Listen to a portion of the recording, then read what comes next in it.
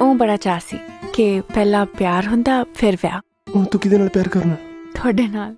ਅਗਲੇ ਜਨਮ 'ਚ ਕੀ ਪਤਾ ਕਿਹੜਾ ਪਸ਼ੂ ਜਾਨਵਰ ਬਣ ਜਾਣਾ। ਇਹ ਤਾਂ ਹੈ, ਉਹਨਾਂ 'ਚ ਵਿਆਹ ਨਹੀਂ ਹੁੰਦਾ, ਉਹਨਾਂ 'ਚ ਇਕੱਲਾ ਪਿਆਰ ਹੁੰਦਾ। ਜਾਨਵਰ ਕਿਸੇ ਥਾਂ ਦੇ।